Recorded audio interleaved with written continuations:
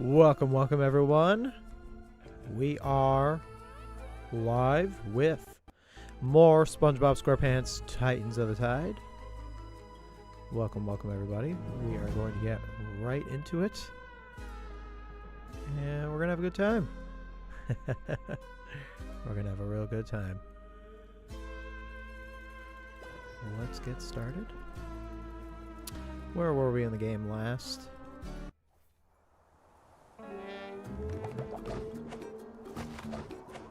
Talk to Sandy. Talk to Sandy. Oh, it's time for us to get going.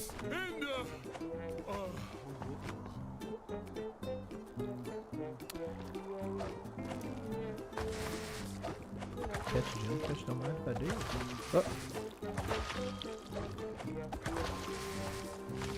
Oh. Sorry. I got him. That was a little tricky.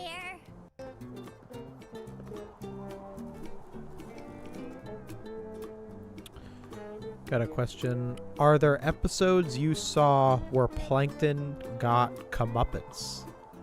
Episodes I saw?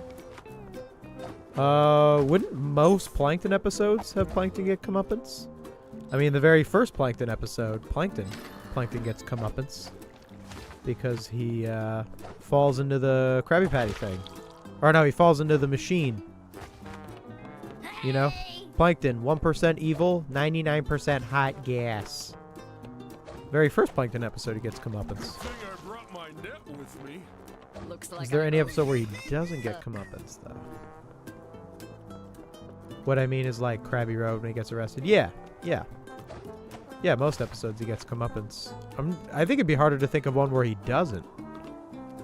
Algae is always greener. He doesn't get comeuppance.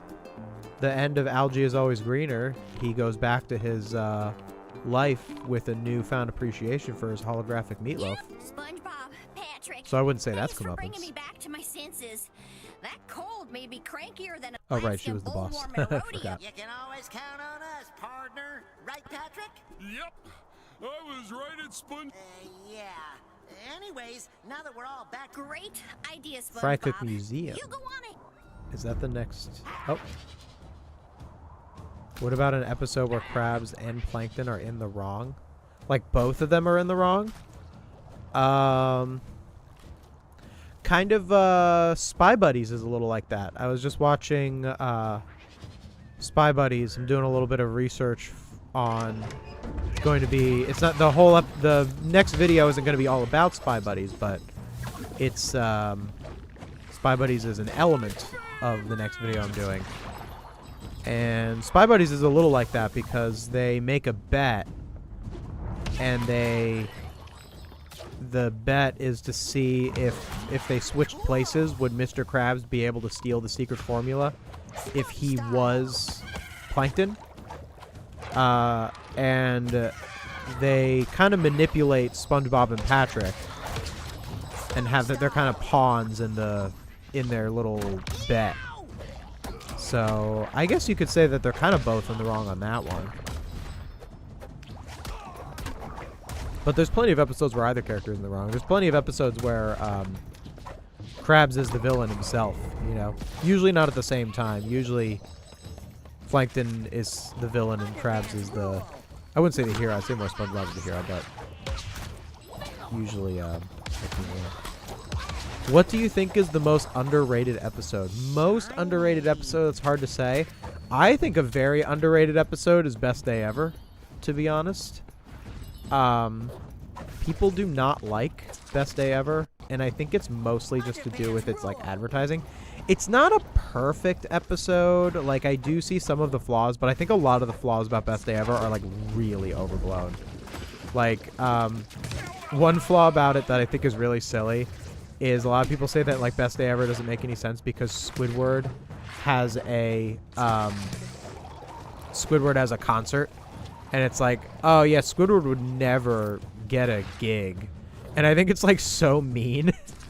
Like, not mean, but like I think it's like a silly criticism that like just because he's a bad musician, like he would never get a gig ever. And I think like I think you like. I think it makes sense that he would have a gig at like some random like concert hall or whatever. And also like there is the complaint that like, oh yeah, best day ever is like just the stuff that SpongeBob does every day, but he calls it the best day ever, even though it's stuff he does all the time. And that's like the point of that's like the joke, right? Like the joke is that it's the best day ever, but it's all the stuff he does every day. And yeah, like I do kind of get that criticism. Like I think that it is a little silly at times. Like they could have done a little more to make it like special. I think the one that makes the least sense is that he just put working at the Krusty Krab as like one of the parts of his best day ever. Like there's nothing going on. There's nothing special about it. It's just he's just like, I'm going to make some Krabby Patties. And it's like, well, you do that every day. It's not really a best day ever. So I do agree with that criticism. I think they should have done more. My fix for it in my best day ever video was that there should have been like a promotion going on at the Krusty Krab that makes it like a Mermaid Man and Barnacle Boy promotion. But yeah, I think best day ever is a pretty underrated episode, even with that in mind, that there are some improvements that could be made for it. But I think it's still funny. I think it has a good message. I think it's a good lesson. I think the song works really well with the story too, setting it up. Oh yeah. On the contrary, what is the most overrated? Oh, that one's easy. My Leg. My Leg is the most overrated SpongeBob episode of all time. I do not. I don't understand why that episode is viewed so positively. Like for a lot of reasons. Like it's not even so much like that people like misunderstand like things like not having a story, like that, you know, an average person isn't really going to appreciate if something does or does not have a good story. Like it's not even that. Like My Leg doesn't have a good story, but it also has a lot of other issues that people really don't like about modern SpongeBob episodes, yet they are okay with it in My Leg. And I don't get it. I don't get what the other things that My Leg does that makes people want to forgive its flaws so much.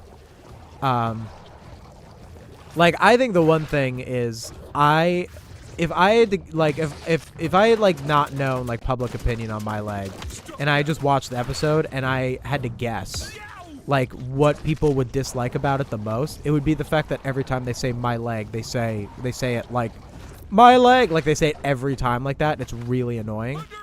I would think that would be the most like superficial reason that people would dislike it, but no, I see it like it's a very well-liked episode for some reason. I don't get it. I don't understand I don't understand why My Leg is a well-liked episode, so I think it's the most overrated episode. Best Day Ever is my pick for most underrated post-movie episode besides Pineapple Fever. Would Best Day Ever be better as a half-hour special or a TV movie? I think... Yeah, that's a good question. I think Best Day Ever should have been a half-hour special. Should it have? Because back then, all half-hour specials had patchy segments, right? Would it have done better if it was... I feel like it would have been too similar to SpongeBob House Party if it was a half-hour special with Patchy. Like, what would Patchy do? Like, the Best Day Ever is such a SpongeBob attitude thing, and I just don't see Patchy being like the presenter if it were a half-hour episode. Maybe it could have been like the first half-hour episode that didn't include Patchy. I think that there wasn't one at that time, right? Was there ever a half-hour episode that didn't have Patchy before Best Day Ever? Like if it were that, it would be the first one that didn't. Because yeah, that was another problem with Best Day Ever, is that it was a story that kind of warranted a little more time, but it didn't have it because it was a... How many ghosts am I fighting here? I feel like this has been going on forever. Right? It just says defeat the ghosts. I guess there's just that many. This is just such an enemy spam right now. Or is it because I died? Did it reset? Because I died? Maybe that's what happened. Oh, I can grab that cannonballs. Just realized. So I do think, yeah, I think Best Day Ever probably would have been a little better if it was a half-hour special. Would have just given a lot more time to all the different things that he thought was going to be the Best Day Ever and how they weren't really working out. Like, I just think it would have given a little more to that, for sure. What was considered the worst episode of season 6? I can understand Truth or Square is bad, but what about Choir Boys? I don't really remember. I need to watch Choir Boys again. I haven't watched since I was a kid. I think even without really remembering too much about Choir Boys or other bad season 6 episodes, I don't feel like a bad episode. I think it's hard to top. I mean, Truth or Square is my bottom episode ever. And perhaps that is a bit personal, because Truth or Square was the episode that made me realize that the writers of the show sometimes didn't care. And that was like a very big revelation. But like, Truth or Square is a really egregious episode. Would I say it's the worst SpongeBob episode ever, Truth or Square? That's what Squidward said. I mean, it is a little hard to judge against all other episodes because Truth or Square is like an hour-long special, and that does lean into it being worse, you know? Like, just it being a special puts it on a different level of badness. So, like, I guess that is possible. But I'd say Truth or Square is probably not only just the worst of season 6, but probably one of the worst of the entire series. If not the worst. It might be the worst. I'd have to like really think about it before I properly make such a judgment. But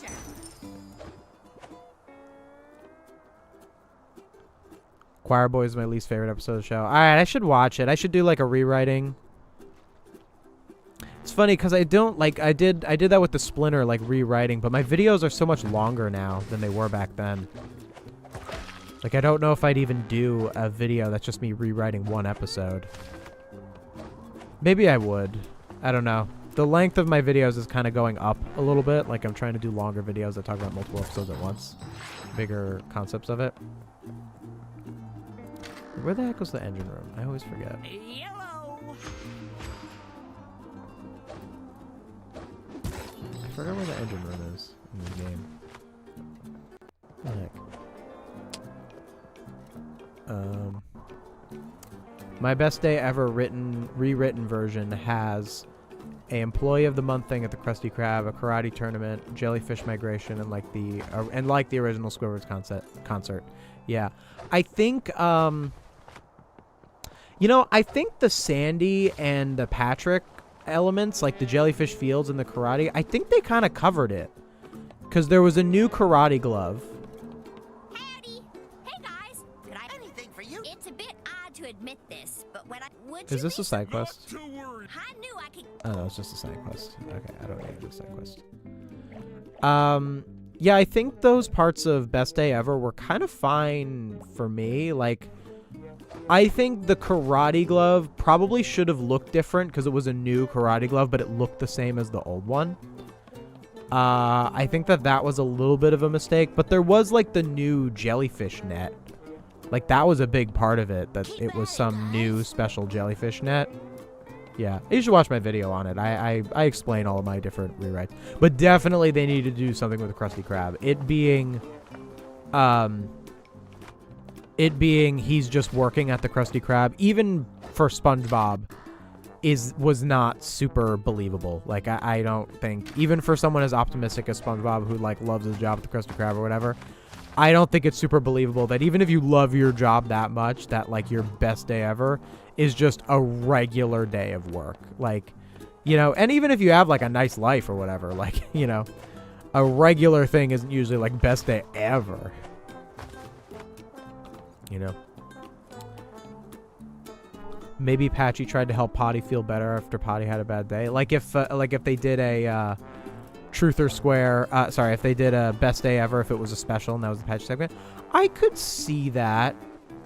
I could see something like that, and then it could kind of end with their like little cynicism, you know, because usually they have kind of a rocky relationship. Find Squidward. Where's Squidward? I could see that. Oh, there he is. Hi, Squidward.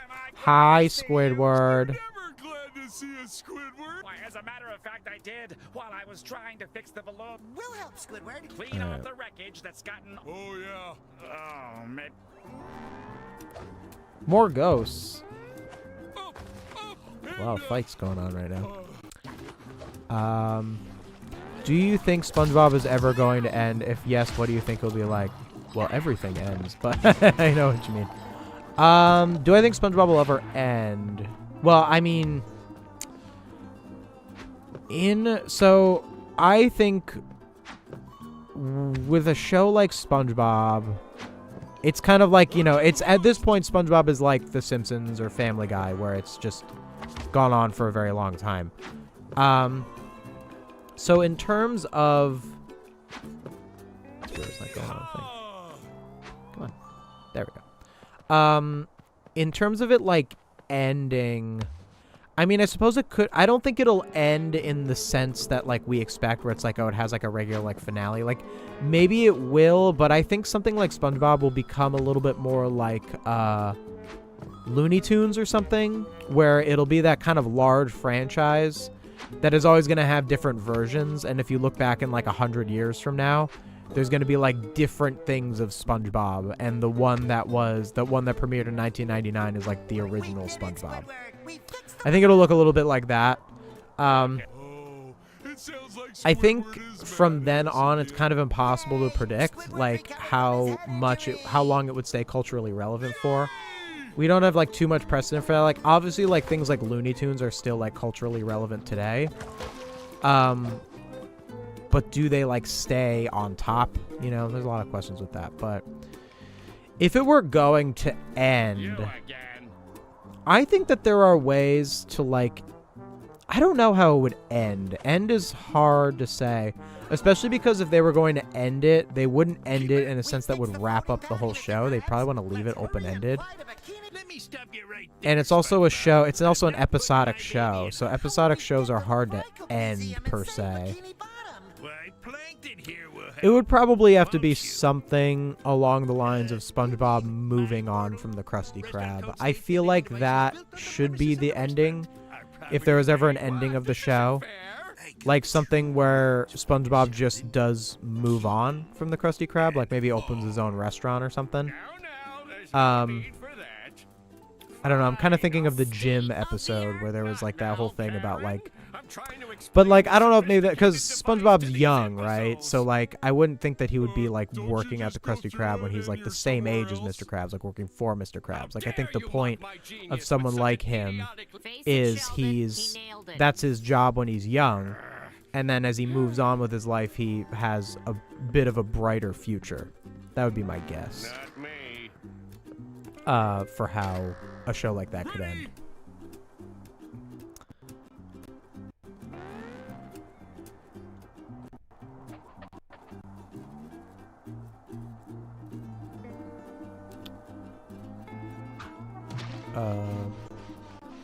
I think, have you seen the snail and Dunces and Dragons didn't have patchy segments? Oh yeah, I'm such a dope. You're so right. Those were before Best Day Ever.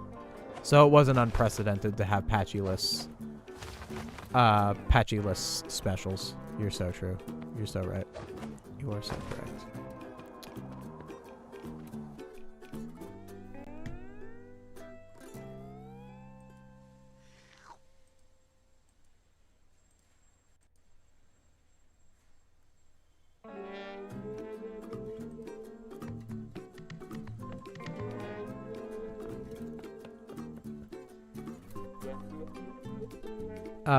What about SpongeBob You're Fired from season 9?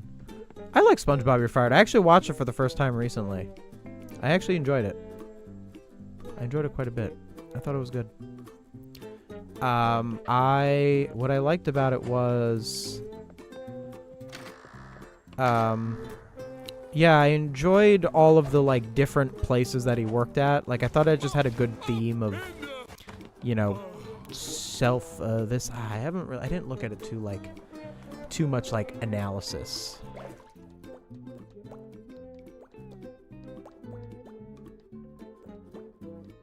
Neptune's Palace, Atlantis City. It said go to Bikini Bottom. Travel to Bikini Bottom. Why was that not an option? Am I missing something here? Did it just jump off? Is Bikini Bottom down here? Nope. Just died. Wait, how do I go to Bikini Bottom? Travel to Bikini Bottom. I'm just gonna get more health. If you die, you just get more health. Do you think when the series ends, because it has to someday, they should do a finale of sorts or just cancel the series? No, I'm sure they do like a finale. I'm sure they do a finale. I don't think the show will end anytime soon. It's one of the shows like Sesame Street that will continue making... Oh, it's not going to end anytime soon. Yeah, I'd be shocked if it ended anytime soon. It's got at least 10 years, if not more. You know, I mean, like, it also depends on the media landscape, too. Like, what is our media landscape going to look like? Are shows like that going to be in the same kind of demand? Because things are changing with that. But that's a good, I think if it ever does end, it would have a finale.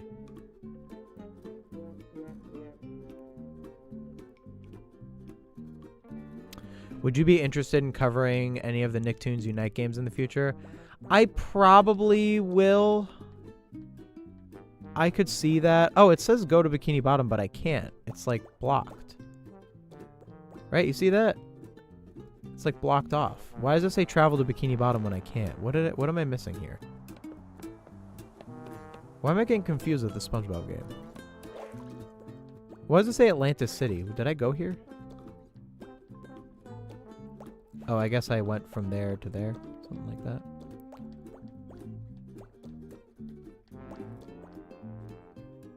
How come it says travel to Bikini Bottom when I can't? It doesn't make any sense. But to answer your question about the Nicktoons Unite games, I'll probably do them. They're not high on my list, to be honest.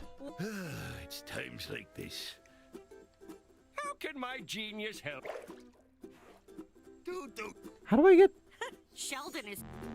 Why does it say travel to Bikini Bottom when I can't? What am I missing here? Survive the chilly jellyfish fields and back on war. SpongeBob and Patrick need Mr. Krabs to fly them to the Fry Cook Museum so they can get a hold... Fly them to the Fry Cook... Need Mr. Krabs to fly us to the Fry Cook Museum. What am I missing here? I join you, but me legs cramp up.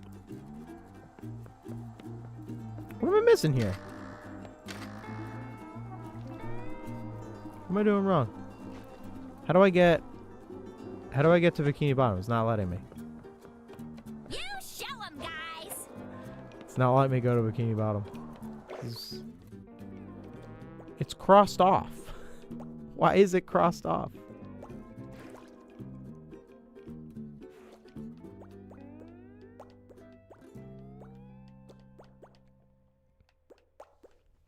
What is going on here? Why can't I get to Bikini Bottom? Someone let me know what's going on here. Why does it say go to Bikini Bottom and then I can't? I wasn't paying attention to the dialogue because I was talking to the chat, so I must have missed what was going on here.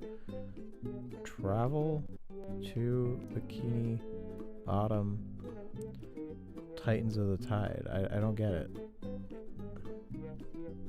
Yeah, does anyone get what's going on here?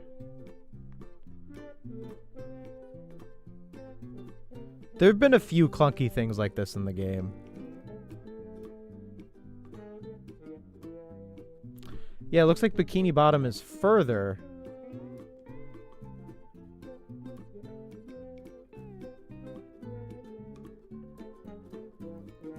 All Bikini Bottom chests. It's confusing, right? Maybe I have to go to Jellyfish Fields. And there's like an entrance to it. That's awfully confusing.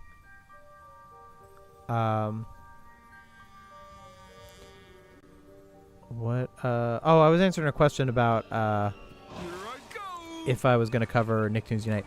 Yeah, I probably will. I'm like not super interested in it, to be honest, as opposed to like the actual like SpongeBob games. I played them as a kid. I don't know. I didn't vibe with them. Nicktoons Unite. I guess I just never really bought the crossover. Like the crossover kind of didn't make a lot of sense to me.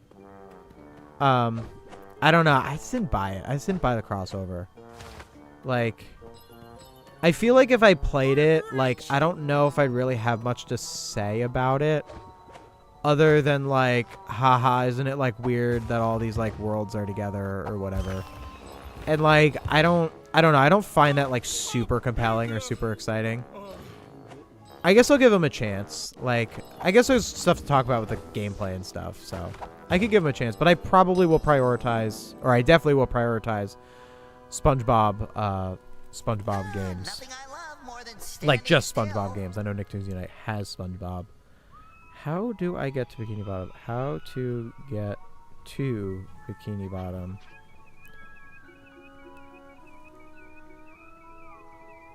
Titans of the Tide. Like, did I miss something? Someone say something? Like there was a... It's hard for me to tell. Full game 100% walkthrough. Like I'm gonna try to search for it here. Okay, Neptune Palace, Atlantis City, Jellyfish Fields. Oh, I'm almost at the end. Alright, I'm just trying to figure out how to get there. Okay, I was already here. Okay, this is the other part. I'm just trying to figure out where to go.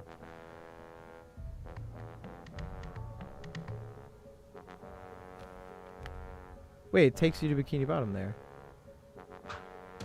This is so confusing. Wait, you can get more health in this game? What have I been missing? Alright, I'll try to...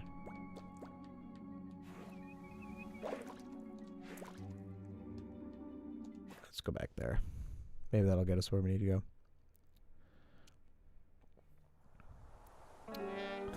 SpongeBob's initial season still has a major presence in internet culture. I think it'll still go on for ages. Well, I mean, I think it'll still go on for ages, but I don't think that's the reason why, though. Something having a presence in internet culture does not directly translate to... If I listened to my own mother... Now what?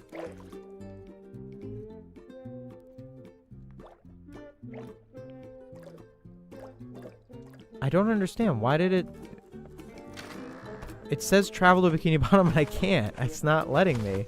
I looked at the guide, and it said that I'm... Oh, you have to go in this portal.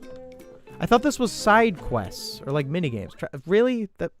Why is this the way to Bikini Bottom, but the other ones are through there? Okay, that was clunky. I just wasn't paying attention. Because I'm trying to... Bikini Bottom has Alright.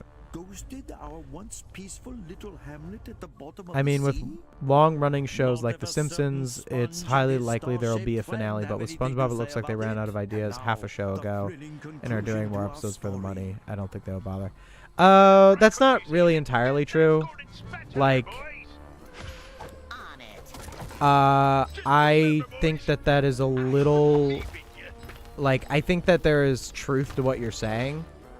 That, you know, there is a bit of, there's a bit of seasonal rot that they've, like, kind of, you know, ran out of a little bit of ideas, but I don't think it's, like, a whole, like, oh, it's just, I mean, doing it for the money, I mean, like, sure, it's a business or whatever, but, well, oh, that was cool. That was, like, a little zipper thing from, Shanghai. Yeah, I wouldn't say, like, just, like, I mean, just doing it for the money is, like, sure, I mean, it's a business, but I'm not that cynical about modern SpongeBob. I think that they put out good episodes every so often, but there definitely is an element of not trying. So, like, there's some truth to what you mean there. But they do still make good episodes if you, like, look for them. It's just YouTubers are, like, a lot less incentivized to cover good episodes because they don't get as many views. Like, they just don't. Like, I had a video a little while ago where I talked about all the good episodes in season 16. And, like, it did fine, like, for me. But it didn't do as well as the ones where I talked about all the bad episodes. So, us, like, reviewers, like, people who talk about the show, we're literally incentivized to focus on the bad episodes. Because when we talk about the good episodes, we just don't do as well. So I try to kind of push past that as much as I can. Maybe sometimes sneak in some positivity in, like, discussions of bad episodes that get more clicks and stuff. But yeah, it's not that bad. Watch my video where I said, was I wrong about modern SpongeBob? And it says not trash. Watch that video and you'll get some recommendations of good season 16 episodes. You should maybe just go watch those. Because it is hard when a show has so few good episodes that, like, are you really going to sit and watch every episode, like, hoping that, like, the next one's going to be good? Like, there's a point where there's enough bad episodes where, like, people are just going to give up on the show. So it is kind of their fault that, like, such a large percentage of the episodes aren't very good. But yeah, it's not, like, all bad. I mostly cover SpongeBob because I want it to get better, and I believe that it could get better.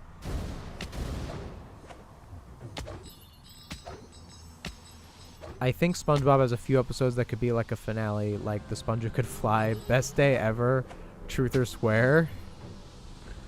I get what you mean, but I wouldn't put any of those as candidates for, like, finale. Sponge Who Could Fly, definitely not. Like, Sponge Who Could Fly. Truth or Swear, I mean, would be an awful finale. No, that wouldn't be a finale at all. Like, even if Truth or Swear was, like, good, like, the point of an episode like Truth or Swear, if it were done well, which it wasn't, but if there was an episode like Truth or Swear that was all about revealing secrets of the show, of the characters, that wouldn't be a finale. You would want the show to go on for longer after that, because now you know all these cool things about the characters. Of course, Truth or Swear didn't reveal anything meaningful about any of the characters. But if it did do what it was advertised to do, it wouldn't really work as a finale. Best Day Ever, I suppose that could be a finale. I mean, it's only an 11-minute episode. I don't think a finale of a cartoon would usually be an 11-minute episode. Usually be like a special. I mean, like what people say, the first movie would work as a finale. I don't think that the show should have ended at the first movie, because it would have ended after 3 seasons. Like, there's lots of great episodes that came after the first movie that definitely should have existed. Like what you done with the play, SpongeBob? But yeah.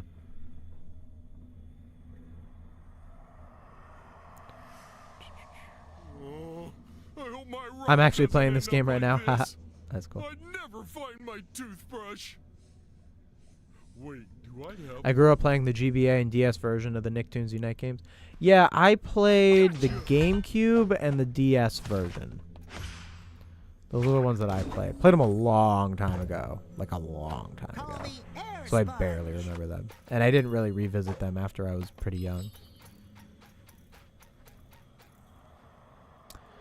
My favorite SpongeBob handheld game is Truth or Square DS. I gotta try that one. I'm gonna try to play all of them. I'm actually kind of glad we're towards the end of Titans of the Tide, because I do want to get back to the more, like, vintage games. As fun as Titans of the Tide has been. I feel like I haven't had a lot to say about Titans of the Tide. Like, I'm trying to think of what kind of video I would do on Titans of the Tide if I were to, like, cover it. Like, it's fine if I don't have that much to say about the game itself, because I have so much to say, like, just to chat and stuff. Obviously, you have I have a lot to discuss, and that's how I am when I cover the vintage games too. But I did feel like a game like Battle for Bikini Bottom or the SpongeBob movie game, I did have a lot more to say about the game as I played it. And, like, Titans of the Tide is great. Like, it's a good game. Like, but I don't have that, like, it's not, like, super interesting to cover. It's just a well-designed platformer. You know, what does there really say about it? Whereas with, like, you know, the next game I'm going to do is Lights, Camera, Pants. And I feel like there's a lot to say about Lights, Camera, Pants, you know. I'm probably going to be discussing tons of stuff about that while we do it, you know, just because it's that, like, vintage game. There's just more to say about it. It's a time capsule of your time, you know. I don't have much to say about this other than, like, yeah, this platform is pretty fun. So I'd rather just talk to the chat about all the different episodes they want to ask me about. How'd we end up here? We're farther than ever from the Fry Cook Museum. Yeah, but we're closer to our houses in case... Would you agree that Squidward is... Oh, sorry. What's that? Would you agree that Squidward was also in the wrong for causing destruction of the Krusty Krab and Skill Crane? You know what's so funny? I am actually going to discuss that in my next video. It's going to be a section in the next video, but I'll answer the question. Yes. Because the episode is a cautionary tale about the dangers of, like, gambling, of gambling addiction. That's the story. Now, gambling, like, addiction is, you know, it is it's a disease, you know, it's a big problem, like, that has a lot of medical applications, and there are Like, obviously, if you look at Skill Crane, none of the things would have happened in Skill Crane if Mr. Krabs didn't make the predatory crane. You know, if the gambling was never there, then Squidward wouldn't have become a gambling addict.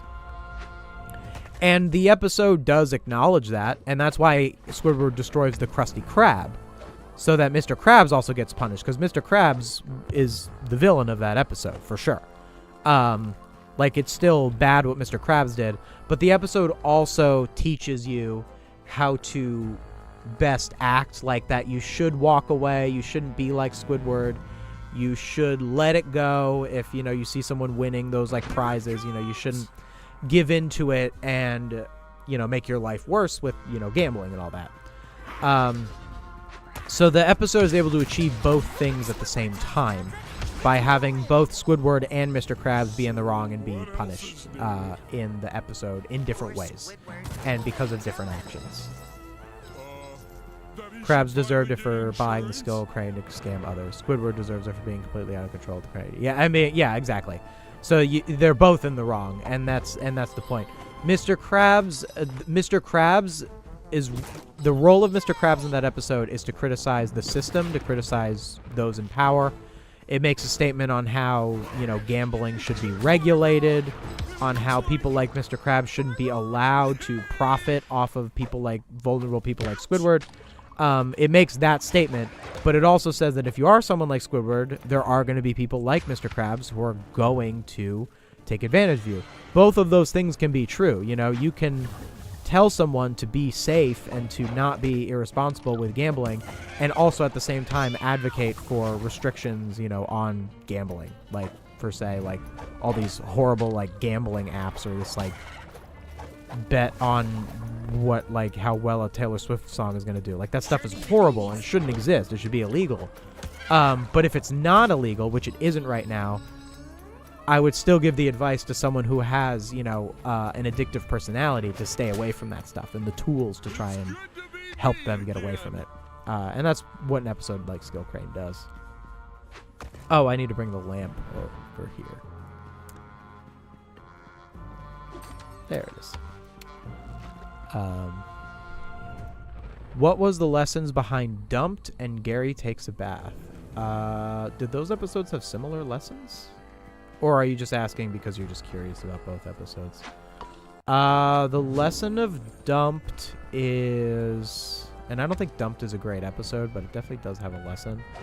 It's about, like, not getting too, like, worked up when someone rejects you and being, like, desperate about it.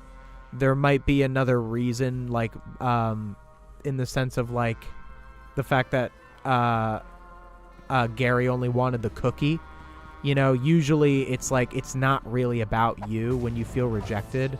People have their own things going on, so if someone rejects you, maybe it's just because they want to get a cookie. You know, it doesn't have anything to do with you as a person, but SpongeBob takes it so personally throughout the episode, and that's sort of the lesson of it.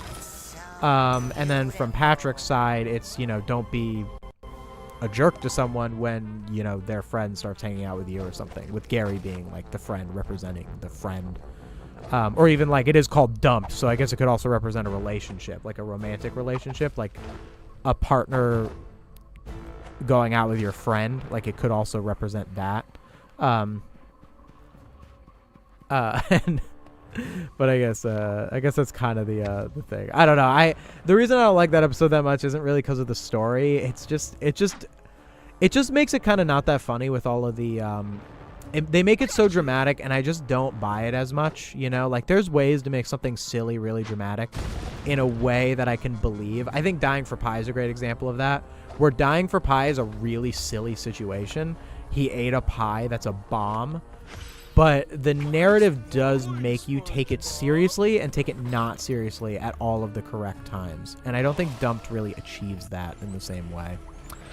What was your other question? What's the other one? Oh, Gary Takes a Bath. Oh, Gary Takes a Bath is more of like a kiddie lesson. It's like you should take a bath. Is, I guess, the lesson. Although I guess SpongeBob, I guess the lesson about that, because SpongeBob is the one who gets punished. Actually, Gary doesn't get punished. So I guess that's not what the lesson is. I guess the lesson is more about not trying to make someone do something, I guess. I guess the framing is a little flawed, because I suppose SpongeBob is kind of in the right. If you do have a pet, they do need to take a bath. You know what I think it is? I think it's because SpongeBob tries a bunch of schemes to trick Gary into taking the bath. And I think communicating that that's wrong, or like trick someone into doing something. Like, I think, you know, if you have like a kid or something and they like refuse to take a bath or whatever, or like refuse to like put on their shoes or something, you have to find a way to make them understand why it's important to like, you know, have good hygiene and stuff. Rather than, but like, you know, there are like bad parents who will just like, you know, be cruel to their kid or like hit their kid because they don't put their shoes on or don't take a bath or whatever. And like, that's wrong, you know, like that's a wrong way to go about that. Even if the action of like good hygiene is good, like the way of going about it is wrong. And I think that's the lesson of Gary Takes a Bath. Which is funny because it's almost a lesson for the parents, if you think about it. But I guess a kid could learn from that too. Like if you want someone to do something, you shouldn't use tricks to make them, you know. So that's also another lesson of that. Give it to me straight, SpongeBob. Is the chum bucket That's still why you don't standing? complain like Squidward if you lose in Skill Crane. That's why Squidward is equal. Yeah. I wouldn't say Squidward is equally in the wrong in Skill Crane, actually. I don't think equally is correct. I think Mr. Krabs is more in the wrong. I think if you're... like, if someone has a gambling addiction, I believe morally that the person who owns the casino, that the person who created the gambling app is more responsible than the person who's actually the gambling addict. I think the gambling addict should be responsible. So I think here's the difference. I don't think the gambling addict deserves their life ruined because someone else made a thing that was predatory. It will happen. Like, if someone does gambling, you know, like uses those horrible gambling apps, it will happen. It will ruin your life. You will lose money. You know, you will, all of these bad consequences will happen. But I don't think they deserve it. I think that they have a disease that someone took advantage of. They should try to avoid it, but they don't deserve it. Like, I would never say that a person who has a gambling addiction deserves it because it's an addiction that someone else took advantage of. But if a person who created a gambling app is either like, you know, forced to take it down in the most mild sense, or even like straight up like put in jail or having all the money that they made from the gambling app like seized, I would think that they would totally deserve that, you know, like, so there is a difference there. So equally deserved is not correct in terms of Skill Crane. I would not call it equally deserved at all. It's just a different way of calling something deserved. No, wrong button. I do the wrong button for the bubble.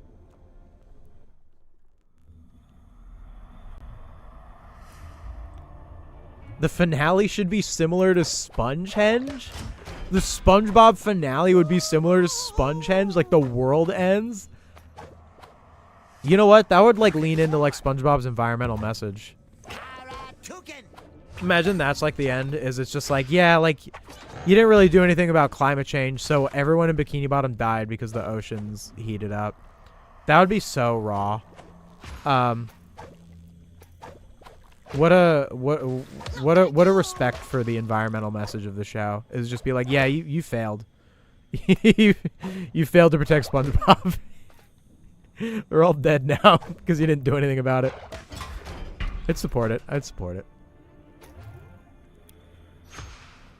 Were there ever any retcons in SpongeBob that bother you? Jim never sat right with me, as well as the Plankton movie undoing his and Krabs' friendship. Plankton movie, I agree with you. I like the backstory that Krabs and Plankton were friends. I definitely prefer that one. I had someone say actually that they preferred that Plankton and Mr. Krabs didn't have a past. That like they actually preferred the Plankton movie backstory. Because it's just like much more petty that Plankton just like found this random burger and just got obsessed with it, rather than it being like he had a piece of creating it. And I see that perspective. I don't agree with it. I like the personal one better.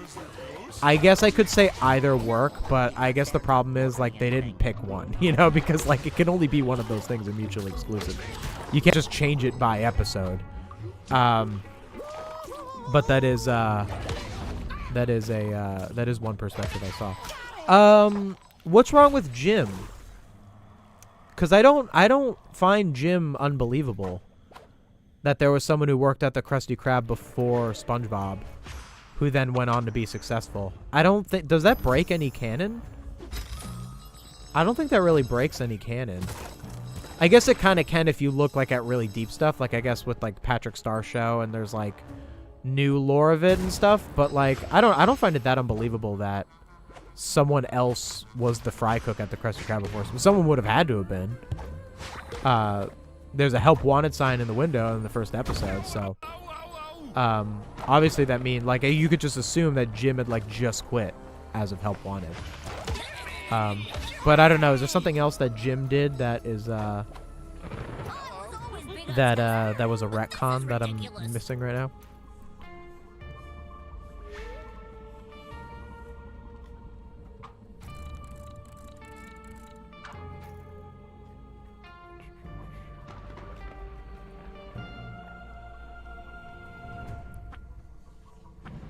Will you stream end when you... will the stream end when you finish the game, or will you do a Reddit stream later? I am planning a little something later. I don't think it'll exactly be a Reddit stream. Stay tuned. I don't know. I don't think the stream will... The streams don't usually end when I finish the game. I usually find something else to do. The streams usually end when I get tired. I usually find something else. Yeah, like a Reddit or a...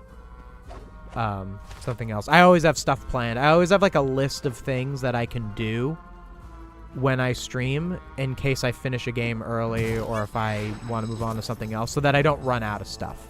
So don't worry. I've always got stuff for you guys. Am I close to the end? Is this, like, is this, like, the last level? I feel like we're kind of close to the end. Really liked it. Uh-oh, what just happened? Did I crash? Oh, am I back? That was weird. How are you liking this game so far? I haven't played it yet, but I really want to. I think it's great. I recommend it. This is a really solid... What is this game? Is this game $40? I don't think this is a $60 game. I'm going to get... I would say that this game was worth it. This game was worth the price. Like, it's a very good game. Honestly, if it's... Was this a $60 game? I don't remember. I knew I had to get it, so I wasn't thinking about the price. I was like, I have to get the game. I'm a SpongeBob person. Like, I'm going to have to get it anyway. It's a business expense for me. You know? But I think this game is pretty good. I really enjoyed it. It's solid platforming.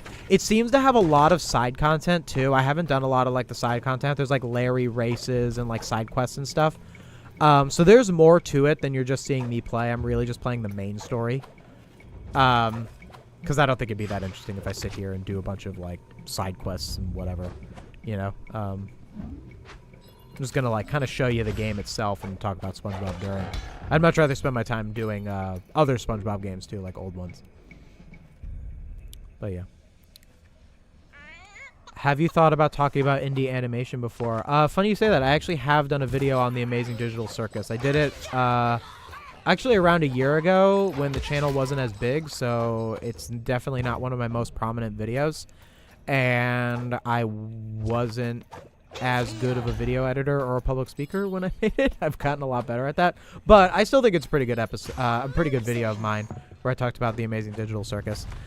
Yeah, I think as I get bigger, I'd like to talk a lot about indie animation, especially in the sense that I think indie animation is...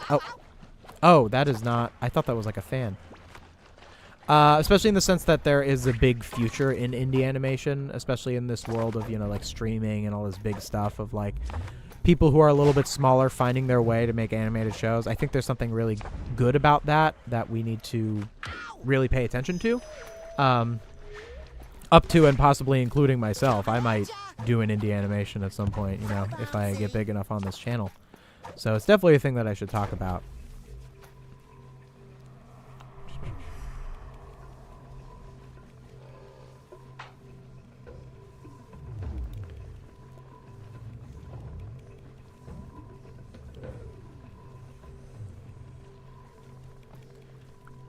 In terms of Nightlight, what are your thoughts on the scene where SpongeBob and Patrick crying when they were all alone after the moth took SpongeBob's pineapple?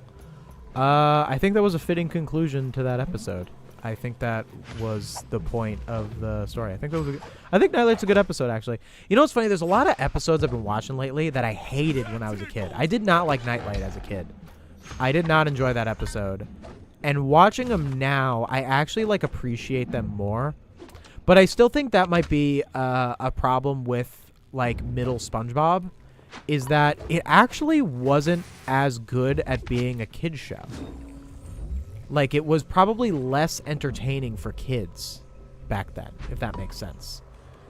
Because there's a lot of episodes that I like didn't like that I like now. Like, I watched Blackjack recently, and I didn't like that episode as a kid. I would always be like, eh. But I watched it, and I'm like, this is a good episode. Like, it's funny, you know, like, I just didn't enjoy it as much as a kid. I think it also is, like, stuff like that with, like, crying. Or, like, there's some bits that I think kids find frustrating because they don't fully understand. I think some kids, and myself included when I was a kid, have a little bit of trouble, like, understanding things being frustrating for the sake of improving the story. So I think with something like Blackjack, for example, is a middle SpongeBob episode that I really liked when I revisited it. But I didn't like it as a kid. And I think one of the things I didn't like about Blackjack was the part with his uncle where, like, he keeps having to do all the chores because his uncle can't hear him. He's always doing a thing that makes noise. And it's a hilarious bit. Like, I thought it was funny when I was watching it. But when I was a kid, I was, like, frustrated. There's something like when you're a kid where you're just like, oh, yeah, I just want SpongeBob to get on with it, you know? But when you're an adult, you actually appreciate it more. But a lot of classic SpongeBob episodes aren't like that. Like, they do a really good job at appealing to kids and adults. And then I guess you have modern SpongeBob, which appeals more to kids, but not really to adults at all. So maybe that's kind of the difference. Why a lot of people my age probably dislike middle SpongeBob, and then now dislike modern SpongeBob. They just got it on the wrong time.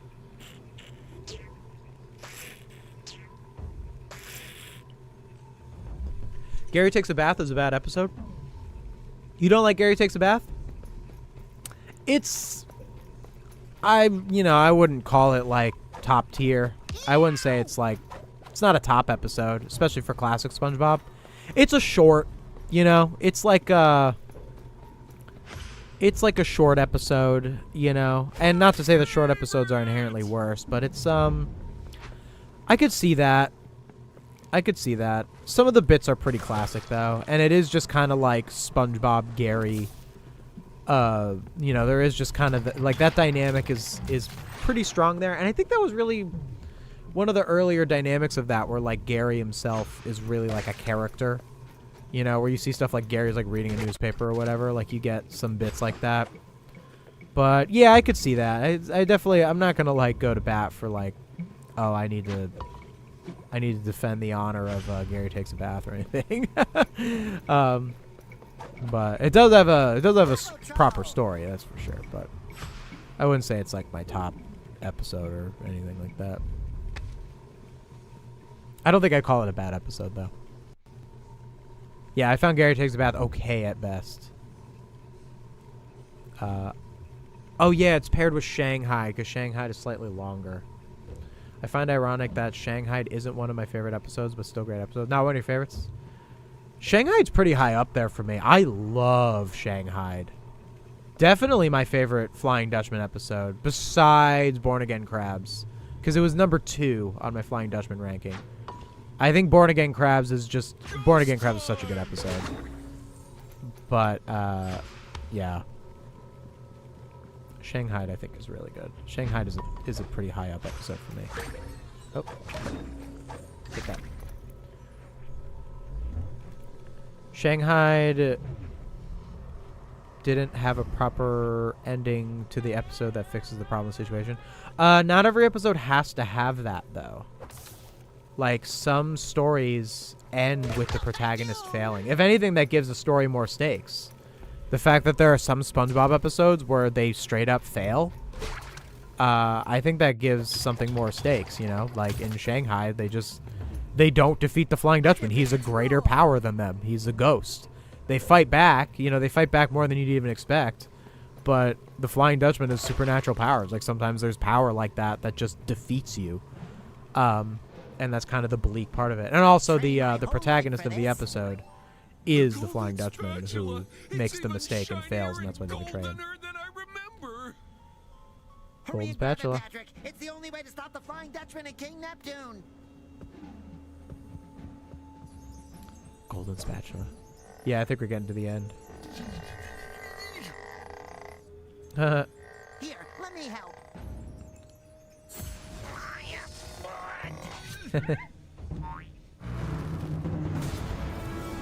Yeah. We did it, SpongeBob! Nice. Time to teach Golden those spatula. two not to mess with Bikini Bottom.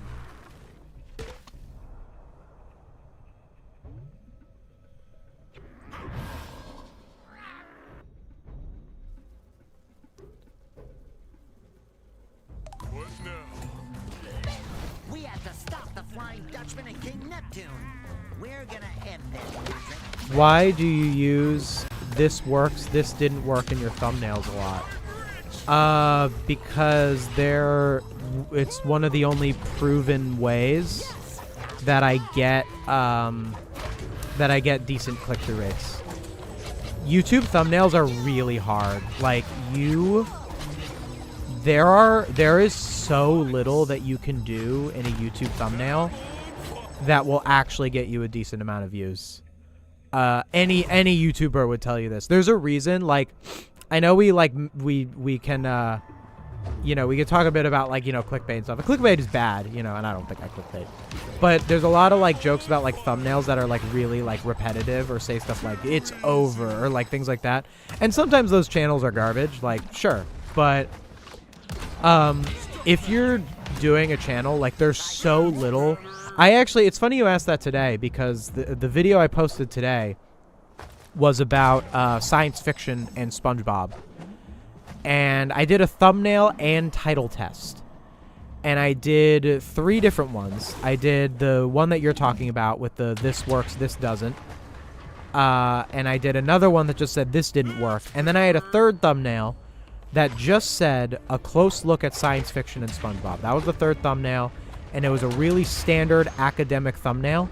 And the percentage fewer clicks that I got on the thumbnail that didn't say this works, this didn't work, was like significant. I mean a 10 to 15% difference in click-through rate or watch time. It's more like watch time, but click-through is factored into that. So it makes a huge difference. Honestly, I've kind of let go of the idea that, like, my thumbnails need to, like, be... I've kind of just accepted that the thumbnails are utilitarian. The thumbnails need to get the people to click on the video. And then the video is where I share my actual opinions and, like, my deep stuff. If I try to be too stubborn and make all of my thumbnails academic, because I'm very academic, I'm just not going to get as many views. Like, I could try and, like, put my foot in the ground and be like, okay, every one of my things is going to be a close look at this episode or review of this episode. But then I won't grow as a channel. So, like, I need to pick, you know, and I chose to do the this works, this doesn't work. I do try to have my thumbnails have a little bit more variety. Like, I don't want every single one to be this works, this didn't. You know, I know this week and last week were both very similar. Oh yeah, we're at the end. This is the boss. And you know, that is a little unfortunate that they were this. I don't like to have really similar thumbnails like 2 weeks in a row, but those were the ones that worked. This works. But yeah, to answer your question, thumbnails are like a very difficult business. Maybe that's on the fault of YouTube. Maybe that's just human nature. But either way, I've figured out how to work through it, and I don't think my thumbnails are, like, bad or anything. But I do think in an ideal world, if, like, I didn't have to worry about click-through rates and stuff, if I would get the same amount of views no matter what I did on my thumbnails, they would probably look different.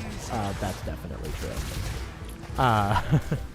But the thumbnails are like the most important. The thumbnails are the thing that, not the thing, but the thumbnails are the biggest deciding factor on whether or not you get views. It's like the number one. Titles can help. It just being a good video obviously makes it an important thing. Like if you have but I would say that all of my videos are like of the same quality. Like all my videos have very similar view durations and like all that sort of stuff. But the thumbnails are usually where it like lives and dies. And then just the topic itself. Some topics are just inherently less popular than others. Just kind of the way it is. Like negative videos do better than positive videos. Just kind of the way it is. Can I hit him? Oh, there we go. Ow! Which is better, Search for SquarePants or the first movie?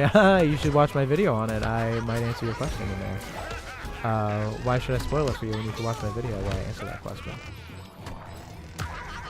I prefer Search for SquarePants over the first movie. Oh, interesting. I could get that. I think Search for SquarePants is really good. I really loved Search for SquarePants. I was so pleased with it. I don't really see what people who didn't like it were like so annoyed about. Like I don't think there was any humor in it that was like not what we would expect for like, silly SpongeBob toilet humor. Like I think it was all solid. So I liked it a lot. Because some things work and some don't about my thumbnails. Well, like that is a really eye-catching idea. This did well and this doesn't. It immediately is a comparison. Like that gets people's attention. It just does. Seeing why one thing worked and why one thing didn't it's inherently interesting, like I don't make the rules on what's interesting. You gotta find the balance, when you're a YouTuber. You gotta play the game. You gotta know how to get people interested in your stuff. But you also gotta hold to your principles. You gotta be like, I am always sincere. If you're watching my content, you know that you're getting sincerity, and I always want my audience to trust that. Oh, I just fell. But you gotta know, you gotta play the game. Like I can't just make all my thumbnails whatever I want to do. I gotta examine what works. What works. And that works. That stuff, this didn't work. And I try other stuff all the time. If you watch my videos on the first day, you might get a chance of seeing a thumbnail that doesn't look like a regular this didn't work thumbnail, and that's because I try other thumbnails a lot. I try other kinds of thumbnails, and usually they don't work. Like usually it begins and ends with this didn't work. That's like the kind of thumbnail. But I've tweaked them. My recent this works, this doesn't, where like the word works is green and the word doesn't is red. That's new. It actually used to be yellow. If you look at my Nosferatu video, the thumbnails were a little different back then. I used a little bit of a different effect. So sometimes I tweak them a little bit where I'm trying to change things up. If you had to spend a week in Bikini Bottom, do you think you would survive? Like you can breathe underwater but don't have any toon force. Yeah, I think I'd be fine. I mean, I guess you could get unlikely. Like, I guess there's a more prevalence for, like, crazy natural disasters or something, or, like, plankton blowing up the Krusty Krab or whatever. Even if plankton might blow up the Krusty Krab, I mean, I'd have to get a Krabby Patty. I think that would be worth the risk. If you were in Bikini Bottom for a week, you would have to get a Krabby Patty. There's no question about it. I think I'd be all right, spend most of my time at, like, Goo Lagoon or, like, just places that are a bit more safe. Weenie Hut Juniors. Probably spend a lot of time at Weenie Hut Juniors. I feel like that's, like, the safest place in Bikini Bottom. You just head to Weenie Hut Juniors. You chill out there.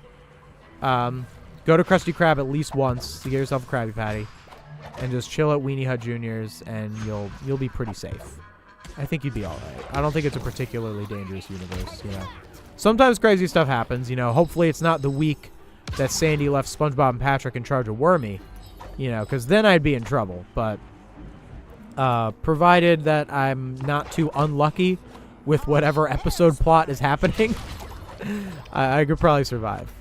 And I should not mess with the background fish, because they will let me have it.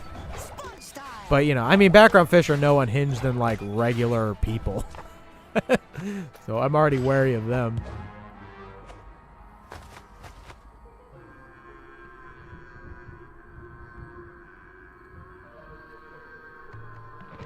Maybe I just don't like how Jim's episode kept downplaying SpongeBob's skills as a fry cook. I could explain a story justification of that. Like, so I get what you're saying, that the episode is a bit like, you know, because SpongeBob is usually like the best fry cook around, but then suddenly in the Jim episode, it's like, oh, he's like terrible, Jim is good at it. I think the point of that isn't so much that he's not a good fry cook and that's some kind of twist.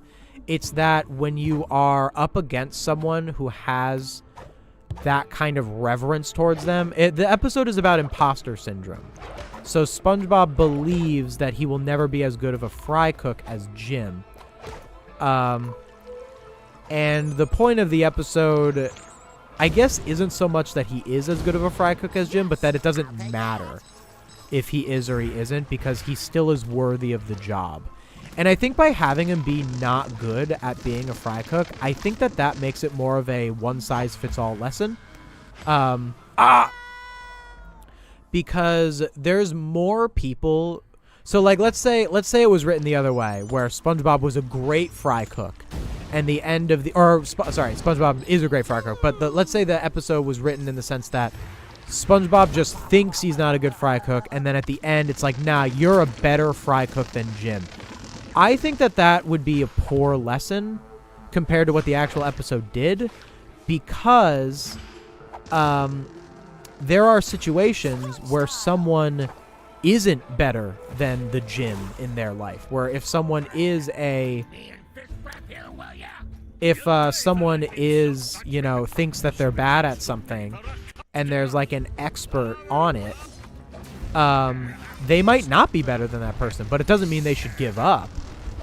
So I think by having the episode almost like, whoa, that was tough. I think by having the episode almost narratively communicate that SpongeBob isn't as good of a fry cook as Jim, which is not inconceivable. Like, maybe compared to Jim, he's not as good of a fry cook. Nothing ever stated that he's the greatest fry cook on Earth. You know, that's never been stated. Someone could be better than him. And Jim is a character who went, you know, he went and he started his own restaurant, and he's, like, super rich and famous for being, like, a celebrity chef. So it's not unbelievable that a character like that would just be a better fry cook than SpongeBob. He doesn't have to be the best fry cook on Earth. How do I avoid those? Oh, wait, I have to go under. Duh.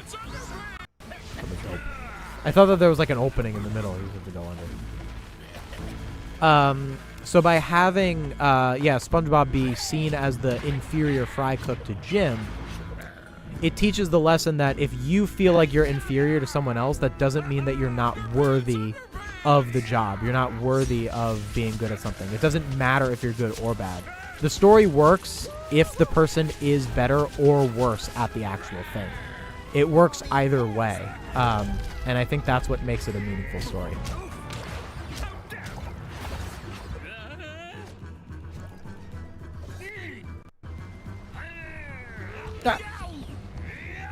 Here you go, Patrick.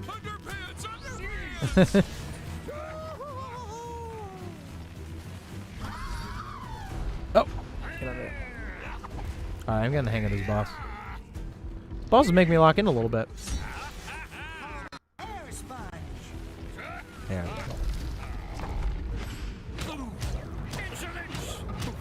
we go. Insolence! How dare these insignificant creatures What is the lesson of Who Bob What Pants from season 5? Ah, I died. Is it about how you should appreciate your friends more instead of yelling at them? Oh, I just got... Bro, that just stopped me. My opinion of Who Bob What Pants. It's It's a little bit... Oh, I haven't seen it in so long. I wish I could give you a better answer. It's kind of about not overreacting. I need to watch it again. I can't give you a concrete answer. I wish I could. But I'm just gonna die. Here, will ya? You'll pay for that insult, Dutchman. Let me see what your thing is. What were your thoughts on Opposite Day from Season 1? Is that another episode where Squidward gets wrongfully punished near the end? No, Squidward doesn't get wrongfully punished. He lies. He's punished for lying. He tries to trick SpongeBob into thinking it's Opposite Day because he thinks that something is going to go wrong, where if he didn't lie, he might have been able to get away with it. He might have been able to sell his house. So, no, it was definitely deserved. What do you think of the Alex Bale theories? I don't... Did he do Skin Theory? I've only seen Skin Theory. I'm not really a big theory guy, to be honest. I don't really look at shows that way. Like, sometimes I enjoy theories, but I don't really... I look at shows more from a writing perspective. Not to say the theories are bad. Like, I think that it's good content if someone, like, puts together, like, a really solid theory and works within the logic of the show. I think that's a super cool thing to do. Obviously, that's been, you know, kind of tainted because people use AI to, like, write theories. But, I mean, the problem there is the AI, not the doing a theory. Doing a theory isn't the problem. But I don't think I've watched any of this, except Skin Theory. I think Skin Theory is an amazing video. I love Skin Theory. Skin Theory is just an entertaining video. Not even the fact that, like, not even the theory itself. It's just the way that video is presented is so well done. I love Skin Theory. It is a work of art. That video. Is this stream gonna stay up as a VOD? No, my streams do not stay up as VODs. So, what I do with my streams, if you want to watch the streams do not go away forever when I'm done with them, but they do not stay up as VODs. And the reason they don't stay up as VODs is because my content on this channel is scripted and streams are unscripted. So I don't think that scripted and unscripted content should go on the same channel because they have unscripted content has a smaller audience. So what I did is I created two separate channels, and they are linked in the description of this stream. So if you are interested in watching my streams while I am not streaming, then you should follow these channels. There is... this is tough. This is hard. So if you are interested in watching my streams while I am not streaming, you should go and subscribe to Fanelli and Fanelli Clips. And what Fanelli does is I put my, like, full uncut streams. So, like, last week I did r/AI wars. I went through the whole r/ and I argued with it. I went in and I edited it a little bit. I do a little bit of editing. I cut out some ers and uhs, you know, make it a little better paced than it would if you were watching it live. As much as I can. I don't always cut out everything, especially with these long gameplays. And you can watch pretty much the whole VOD, like, or what would be the VOD. It's not a VOD at that point, it's a video. And you can watch, like, the whole thing, you know, off the time. You didn't have to catch it live. So if you're interested in that, you should go subscribe to that channel. They can't stay on this channel because this channel is scripted content. And scripted content and unscripted content cannot be on the same channel. I mean, they can be, they just don't work very well with the algorithm. The algorithm will punish me for that. So it's a better business decision for me to put the streams on a separate stream, on a separate channel. So like this video, so Titans of the Tide, when I play a game, I like to post the whole game. So instead of you watching, because on YouTube, this is some YouTube advice. If you are an aspiring YouTuber, take this advice seriously. Do not ever, under any circumstances, or not under any circumstances, but under very little circumstances, there are very few reasons why you should ever, as a YouTuber, have a video be part 1 and part 2. Never do that. Pretty much never do that. Very few exceptions to this. And the reason for that is because of the way YouTube works. So the way that YouTube works is that your videos get views based on how much they are clicked on. So if your video is part 1 and part 2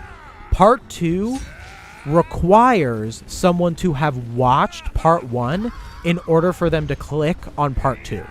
This is detrimental to your viewership. Your part 2 videos will tank in that scenario. Anything that's a part 2 is not going to do well.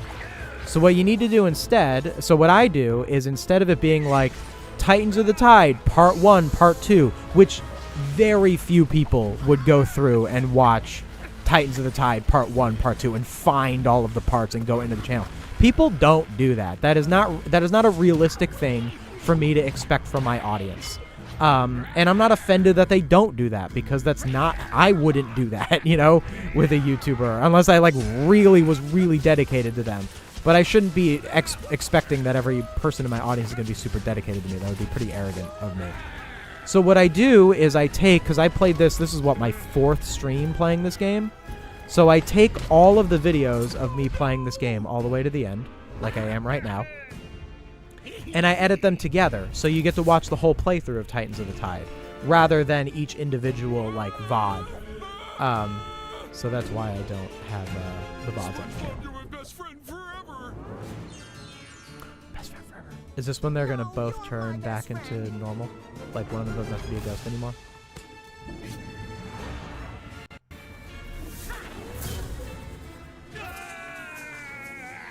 Good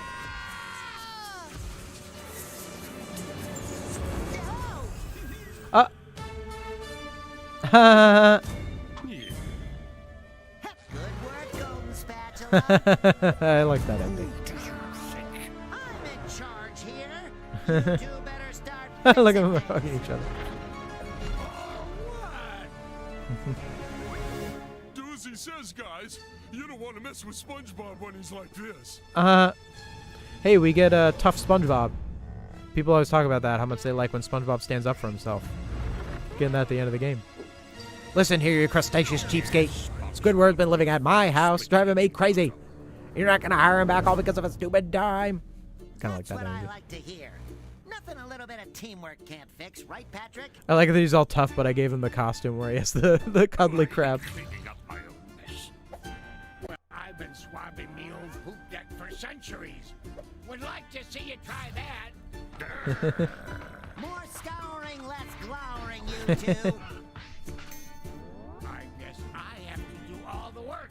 You lazy buffoon! Feedback on the final battle, Titan for the Tide. Yeah, I think it was a good final boss battle. You know, I mean, it's a SpongeBob game. It was a bit simple and easy. I mean, I died a few times. I think I had a lot of fun. I had a lot of fun with it. I'm sure 100%ing it gives you a little bit more challenge. I think it was a very solid SpongeBob game. I just think they should get more. I just would have liked to see more of this, you know? But I guess SpongeBob games themselves don't really sell as much. Oh, there we go. We did it. That's Titans of the Tide.